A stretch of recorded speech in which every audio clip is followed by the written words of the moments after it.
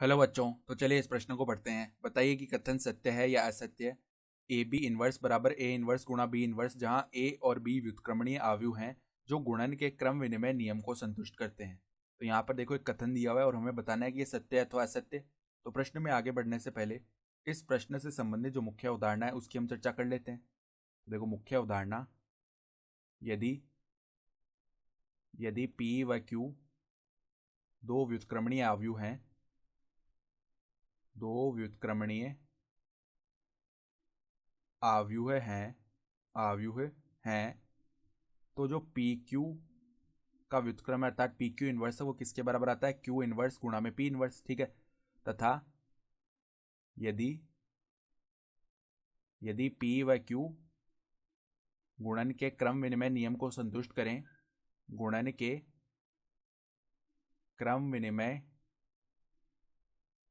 विनिमय नियम को संतुष्ट करें, नियम को संतुष्ट करें। इसका अर्थ क्या होता है? क्रम विनिमय नियम को संतुष्ट करते हैं तो जो पी और क्यू का गुणन आ रहा है अर्थात पी क्यू, वो किसके बराबर आएगा? क्यू पी के बराबर।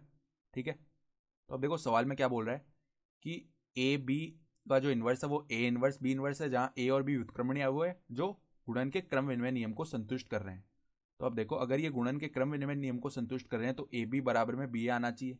ठीक है।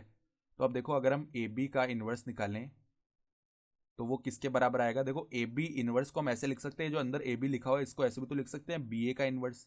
ठीक है। तो अब देखो जिस प्रकार पी क्यू का इनवर्स होता है तो वो क्या हो जाता है? क्यू इनवर्स गुणा पी इनवर्स। तो जो बी ए का इनवर्स है वो किसके बराबर आएगा? ए इनवर्स गुणा बी इनवर्स। तो इसको हम ऐसे लिख सकते हैं कि जो ए बी का इनवर्स है वो हम किसके बराबर लेके आ गए? ए इनवर्स बी इनवर्स के। और यही इस कथन में बोला गया है। अतः जो दिया गया कथन है वो सत्य हो गया। अतः दिया गया कथन सत्य है। ठीक है। तो ये सत्य हो गया। तो आशा करता हूँ कि आपको ये प्रश्न समझ में आया होगा। धन्यवाद।